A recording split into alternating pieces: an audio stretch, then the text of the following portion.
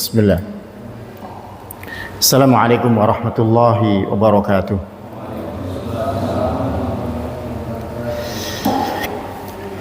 Alhamdulillahilladzi ja'ala al-ilma hifdhan wa fahman wa albasa man syaa min ahlihi aqlan wa hukman. Asyhadu an la ilaha illallah wahdahu la syarika lahu ma'budan haqqan wa asyhadu anna Muhammadan abduhu wa rasuluhu mab'utsan sidqan sallallahu alaihi wa ala alihi wa sahbihi wa sallama tasliman mazida. Ya ayyuhalladzina amanu taqullaha haqqa tuqatih wa la tamutunna illa wa antum muslimun. Fa inna asdaqal hadithi kitabullah wa khairal hadi hadi Muhammadin sallallahu alaihi wasallam. وشر الأمور محدثاتها وكل محدثة بدعة وكل بدعة ضلالة وكل ضلالة في النار. معاشر المسلمين والmuslimat rahimani wa rahimakumullah. Alhamdulillah, kita bersyukur kepada Allah Rabbul Alamin atas segala kenikmatan yang Allah Subhanahu wa taala berikan kepada kita. Hingga pada malam hari ini dengan izin Allah kita dipertemukan oleh Allah dalam sebuah majlis ilmu yang membahas tentang perkara-perkara yang Allah cintai dan perkara-perkara yang Allah ridhai, dan juga mengenal perkara-perkara yang Allah murkai, tujuannya adalah untuk kita tinggalkan. Pembahasan kita pada malam hari ini adalah merupakan pembahasan yang kedua dari dosa besar yang keenam. Dosa besar yang keenam yang disebutkan oleh Imam Az-Zahabi di dalam kitabnya Al-Kabair, yaitu dosa durhaka kepada kedua orang tua. Kita ingin melanjutkan dalil-dalil yang disebutkan oleh Imam Az-Zahabi tentang dosa besar durhaka kepada kedua orang tua. Wa anhu sallallahu alaihi wasallam al-jannatu tahta aqdamil ummahat. Dari Nabi sallallahu alaihi wasallam beliau bersabda, surga berada di bawah kaki para ibu. Surga berada di bawah kaki para ibu. Kalau yang lafaznya seperti ini ana ingin mengulangi, sempat kita sebutkan yang lalu. Kalau lafaznya surga berada di bawah kaki para ibu, lafaz ini sanadnya dhaif. Lafaz ini sanadnya dhaif. Namun ada riwayat yang lain yang riwayat itu adalah sahih, di mana ada seseorang datang kepada Nabi sallallahu alaihi wasallam berniat untuk berjihad. Lalu Nabi bertanya kepadanya, apakah ibunya masih hidup? Lalu dia menjawab, masih. Lalu Nabi sallallahu alaihi wasallam bersabda, falzamha fa innal jannata inda rijlaiha. Berbaktilah kepadanya karena sesungguhnya surga berada di sisi kedua kakinya. Surga berada di sisi kedua kakinya. Ini hadis ini adalah hadis yang diriwayatkan oleh Imam An-Nasa'i, diriwayatkan oleh Imam Baihaqi, dan hadis ini dinilai dengan sahih li ghairi. Jadi surga di bawah telapak kaki ibu maknanya benar gitu ya. Maknanya betul karena didukung oleh riwayat yang lain. Tetapi masalahnya di lafaznya saja. Maka yang bagus adalah menggunakan lafaz yang dari hadis yang sahih.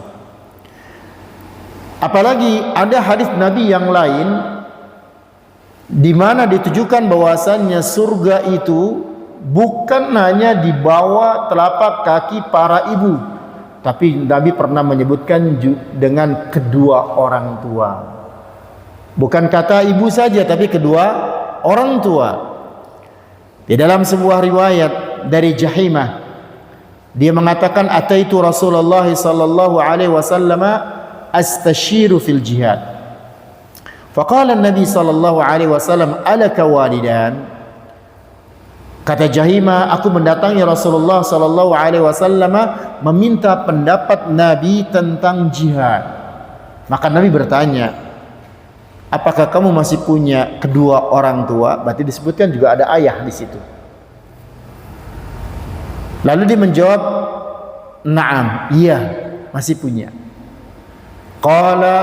Lalu Nabi bersabda, ilzamha fa innal jannata tahta arjulihima. Dampingilah mereka berdua karena sesungguhnya surga berada di bawah kaki keduanya. Jadi kalau pakai kata di bawah, yang sahih itu justru malah yang ada di bawah kaki keduanya, bukan hanya ibu. Kalau pakai di bawah. Tapi kalau pakai di sisi, dia ada ibu gitu. Itu secara lafaznya. Ala kulli yang terpenting adalah kita ingin mempelajari maknanya. Hendaknya setiap orang ini berusaha untuk bersikap tawadhu' dan tidak sombong di hadapan ibunya. Dia senantiasa menyertai ibunya karena surga berada di bawah kakinya. Secara makna surga berada di bawah kakinya benar secara makna. Tinggal nanti maksudnya adalah di lafaznya saja. Maka dengan demikian kita sebagai anak-anak hendaknya kita memposisikan diri kita seperti tanah yang diinjak. Seperti tanah yang diinjak oleh kedua kaki ibu kita ataupun ayah kita. Sebagaimana ulama salaf terdahulu memberikan keterangan tentang hadis Nabi ini, beliau mengatakan maknanya adalah hendaknya tatkala dirinya berbakti dan berkhidmah kepada ibu, dia bersikap bagaikan tanah yang ada di bawah kedua kaki ibunya. Dia mendahulukan ibu atas segala keinginannya, memprioritaskan berbakti kepada ibu dibandingkan dengan berbuat baik kepada orang lain, bahkan seluruh hamba Allah yang ada di muka bumi. Karena ibu telah menanggung beban kesulitan tatkala mengandung, menyusui dan mendidiknya. Jika dia telah melakukan itu, maka perbuatannya itu merupakan sebab yang dapat masukkannya ke dalam surga. Itu perkataan ulama salaf terdahulu dan terdapat dalam kitab Al-Fath Ar-Rabbani li Tartibil Musnad Imam Ahmad bin Hanbal Asy-Syaibani. Jadi hadis ini menjelaskan bahwasanya seorang anak hendaknya tawadhu di hadapan kedua orang tua, jangan sampai durhaka kepada kedua orang tuanya. Lalu dalil berikutnya yang disebutkan oleh Imam Az-Zahabi, wa ja'ahu rajulun yasta'dhinuhu fil jihad ma'ahu faqala ahayyun walidak qala na'am qala fa fihima fajahid. Ada seseorang datang kepada Nabi SAW memohon izin untuk berjihad. Lantas Nabi berkata, apakah kedua orang tuamu masih hidup? Lalu dia menjawab, iya. Lalu Nabi berkata, kalau gitu berjihadlah engkau kepada kedua orang tuamu. Jadi hadis ini berkaitan dengan jihad. Ya, fa fihi ma fajahid, kata Nabi. Kalau begitu berjihadlah kepada kedua orang tuamu. Apa maksudnya berjihad kepada kedua orang tua? Jahid nafsaka fi birrihima wa ta'atihima fahuwal aula bika. Lawanlah hawa nafsumu di dalam berbakti dan taat kepada kedua orang tuamu, maka hal itu lebih utama bagi dirimu. Jadi berbakti kepada orang tua kan butuh perjuangan. Berbakti kepada kedua orang tua dia butuh jihad di dalam melawan hawa nafsunya. Kenapa? Dia akan berjuang di dalam mengorbankan kemaslahatannya demi kemaslahatan orang tuanya. Dia akan berjihad mengorbankan waktunya, mengorbankan hartanya, bahkan mengorbankan perasaannya. Apalagi ketika waktu orang tua sudah jompo. Ya, belakangan ini memang zaman-zaman ini banyak dihebohkan dengan masalah bakti sama orang tua kan gitu. Apalagi yang baru-baru ini sedang viralnya ya seorang suami diusir oleh istri dan anaknya karena orang tua suaminya hidup bersama mereka. Ketika orang tua sudah masuk kepada usia jompo, terkadang mereka berbicara dengan emosi. Terkadang mereka berbicara dengan kata-kata yang tidak beraturan. Bahkan terkadang bisa menyakiti hati siapapun yang mendengarnya. Maka disitulah jihad namanya. Jihad dengan perasaan, jihad dengan apa yang dimilikinya. Ini butuh perjuangan yang besar. Oleh karenanya Nabi menyebutkan orang yang mengurusi orang tuanya, Nabi sebut dengan kata jihad. Nabi sebut dengan kata jihad. Wa fihi ma fajahid, kata Ibnu Hajar. In kana laka abawani fablugh jahdaka fi birrihima wal ihsani ilaihima fa inna dzalika yaqumu laka maqama qitalil adu. Kata Ibnu Hajar mengatakan, di saat Nabi menyebutkan kalau begitu berjihadlah kepada kedua orang tuamu, yaitu jika engkau memiliki kedua orang tua, maka kerahkanlah secara maksimal usaha untuk berbakti dan berbuat baik kepada keduanya, karena kedudukannya seperti berperang melawan musuh. Kedudukannya mengurusin orang tua seperti berperang melawan musuh. Banyak perlakuan aneh pada orang tua di masa tuanya. Namun bagaimanapun itu adalah orang tua kita. Apapun yang terjadi, seorang anak harus tetap berjihad di dalam berbakti kepada kedua orang tuanya. Jangan pernah perhitungan. Korbankan waktu, korbankan harta, korbankan kesempatan untuk mereka. Banyak orang yang mahir di dalam banyak orang yang mahir dan memiliki banyaknya ilmu, tetapi tidak berbakti kepada kedua orang tuanya. Banyak orang yang rajin membaca Al-Quran, tetapi tidak berbakti kepada kedua orang tuanya. Banyak orang yang bisa bersedekah, yang dia keluarkan begitu banyak dari hartanya, tetapi dia tidak mampu bersabar memuliakan orang tuanya.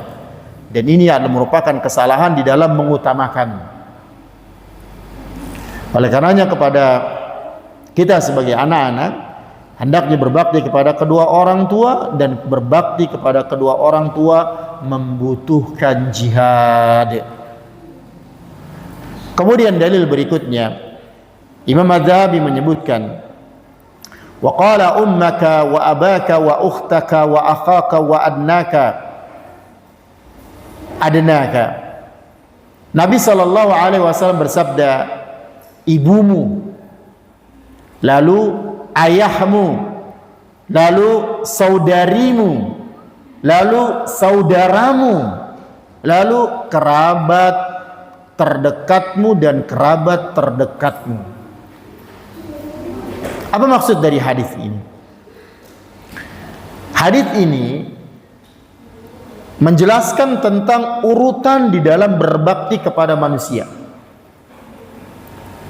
Yang pertama, yang paling utama adalah ibu. Yang paling utama adalah ibu. Kemudian setelah ibu, ayah. Setelah ayah siapa? Saudara perempuan.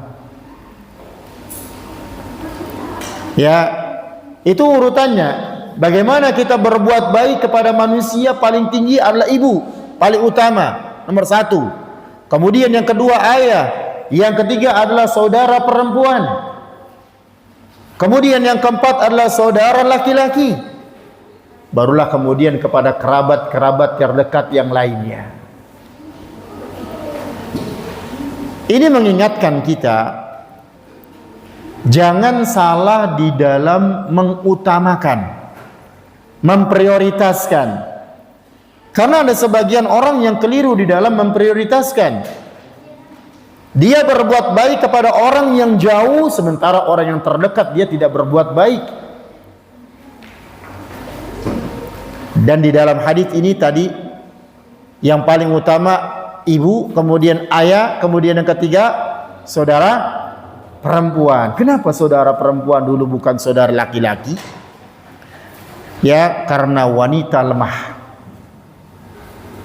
Karena wanita lemah sehingga wanita membutuhkan perhatian yang lebih besar dibandingkan dengan lelaki.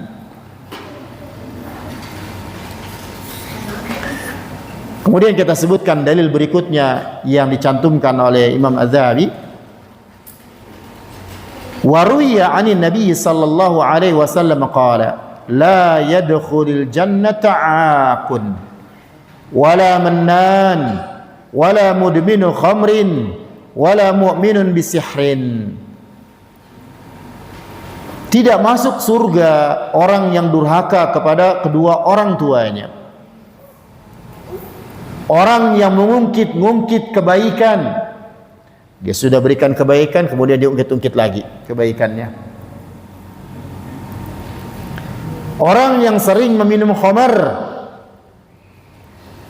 dan orang yang beriman kepada sihir. Ini menunjukkan di sini ada sebutan durhaka. Berarti durhaka adalah dosa besar. Bahkan Nabi SAW menyebutkan paling pertama sebelum penyebutan dosa-dosa yang lain, yang jelas-jelas itulah dosa besar. Wa qala Abdullah bin Umar, jaa a'rabiyyun faqala, ya Rasulullah, mal kabair? Qala al-isyraku billah. Qala thumma madha? Qala thumma uququl walidain. ثم قال ثم ماذا؟ قال ثم اليمين الغموس. Abdullah bin Umar radhiyallahu anhuma berkata, ada seorang Arab Badui datang kepada Nabi sallallahu alaihi wasallam dan bertanya, "Ya Rasulullah, apa itu dosa besar?" Kemudian beliau bersabda, berbuat syirik kepada Allah. Dan dia bertanya lagi, kemudian apa lagi? Nabi menjawab, durhaka kepada kedua orang tua. Kemudian dia bertanya lagi, kemudian apa lagi? Nabi menjawab, sumpah dusta. Sumpah dusta dalam rangka untuk mengambil harta orang lain. Ini juga dalil penegas bahwasanya durhaka kepada kedua orang tua termasuk dosa besar, bahkan urutannya setelah syirik Nabi sebutkan. Wa anhu sallallahu alaihi wasallam qala la yadkhulul jannata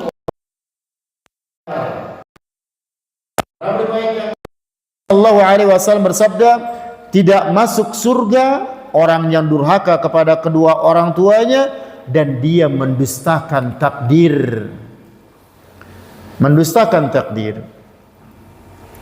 Ya, cukup beberapa riwayat yang disebutkan untuk menguatkan bahwasanya durhaka kepada kedua orang tua sangat besar. Saya ingatkan lagi. Saya ingatkan pembahasan kita yang sempat kita sebutkan 2 kali. Karena ketika kita mengakhiri pembahasan tentang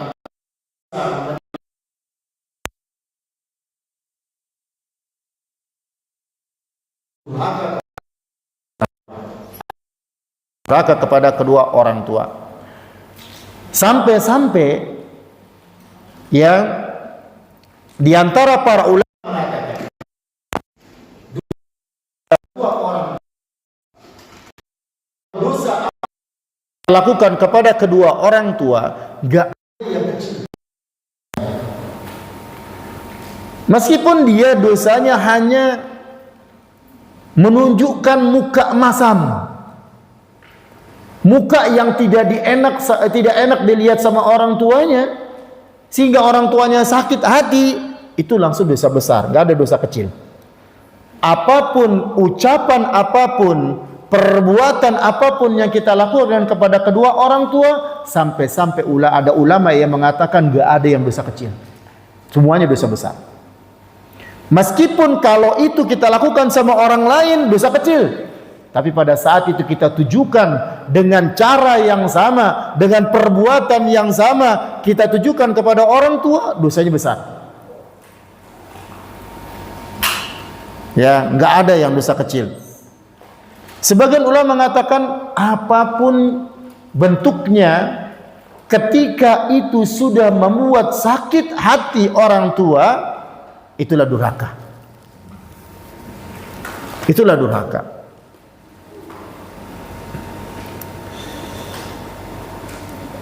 Kemudian Imam Adz-Dzahabi menyebutkan dalil berikutnya.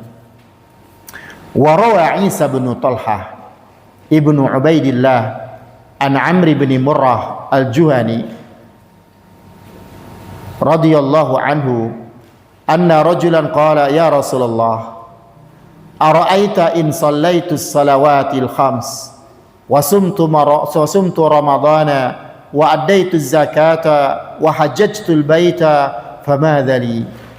Ya Rasulullah, bagaimana menurutmu jika aku mengerjakan salat 5 waktu dan aku berpuasa bulan Ramadan dan aku membayar zakat dan juga menunaikan haji, maka apa yang akan aku dapatkan? Lalu Nabi mengatakan, man fa'ala dzalika kana ma'an nabiyyin was-siddiqin wasyuhada was-salihin. Barang siapa yang melakukan itu, padahal yang disebutkan kita tadi adalah rukun-rukun Islam, kan gitu kan? Hal-hal yang wajib.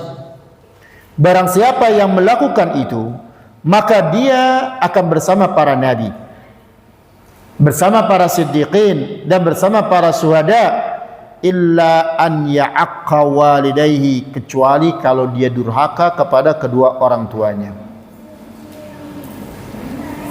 Hadis ini menunjukkan bahwa sangat mungkin ada orang yang salat 5 waktu, puasa bulan Ramadan, membayar zakat, menunaikan haji, namun dia durhaka kepada orang tuanya.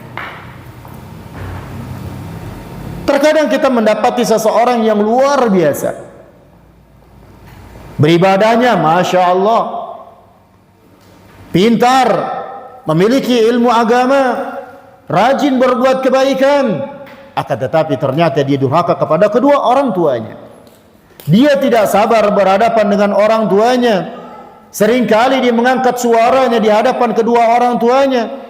Seringkali dia mengedepankan egonya daripada menuruti orang tua, kemauan orang tuanya. Dia memusuhi, dia merendahkan, dia menyalahkan, bahkan terkadang didapatkan menuduh orang tuanya dengan tuduhan yang tidak benar, hingga dia bersikap durhaka. Dia berani berbicara kepada orang tuanya tanpa penghormatan. Ini menunjukkan bahwa meski seseorang secara umum dia mengerjakan rukun Islam, maka tetap dalam keadaan bahaya kalau ternyata dia masih durhaka kepada kedua orang tuanya.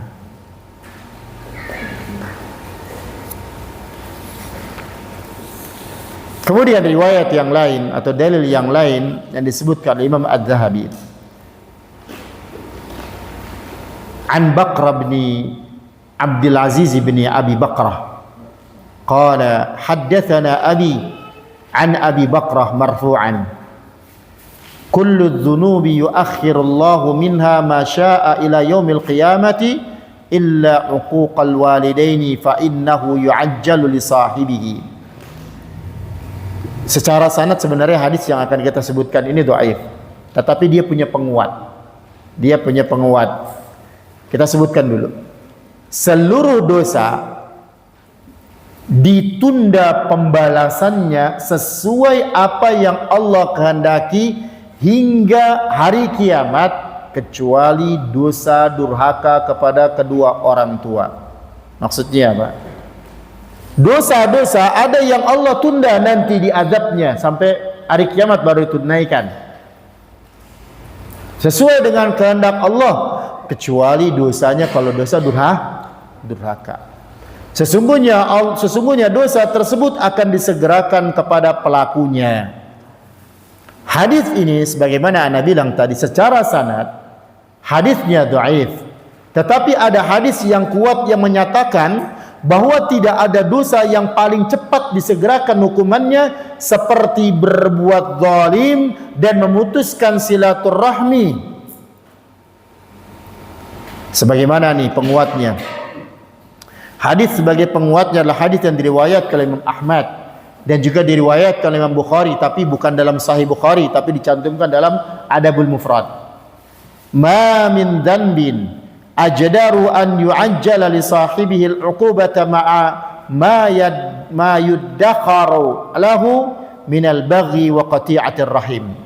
Tidak ada dosa yang lebih layak bagi Allah untuk menyegerakan hukuman bagi pelakunya, dan Allah sisakan siksaannya untuknya, melainkan dosa kezaliman, memutus tali silaturahmi, memutus tali persaudaraan. Yang paling tinggi adalah sama orang tua. Ya, yang paling tinggi memutus tali silaturahmi adalah bersama kepada orang tua. Makanya memutus silaturahmi itu adalah dosa yang akan Allah segerakan. Disegerakan di dunia, tetapi Allah akan sisakan nanti untuk di akhirat. Ya, akan Allah sisakan untuk di akhirat.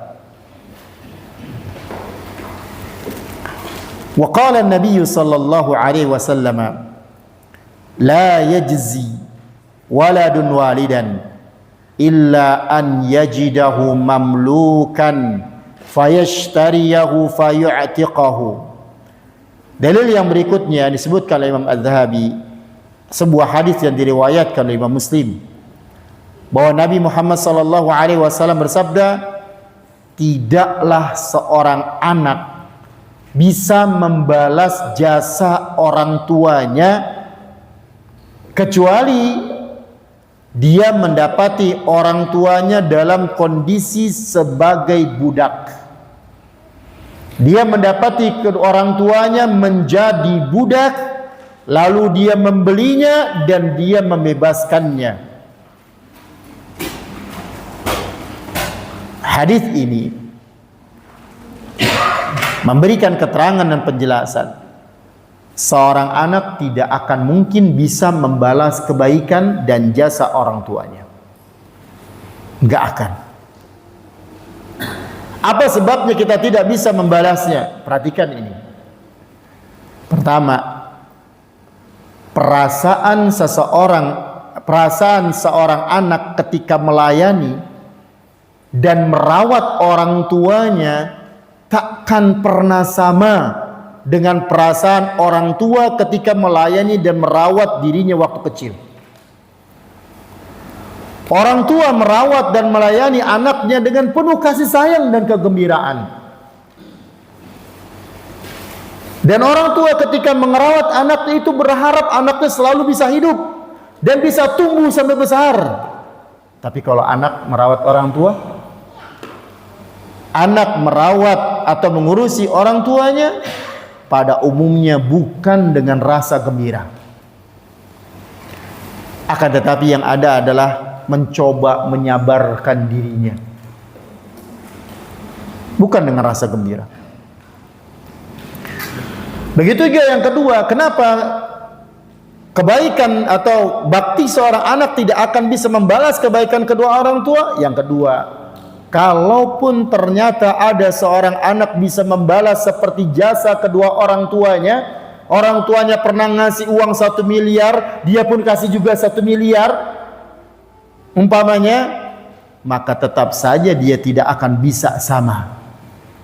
Kenapa? Karena kedua orang tua punya jasa lebih dahulu, sedangkan anak jasa belakangan. Dia berbuat baik karena pernah diperbuat baikkan. Begitu.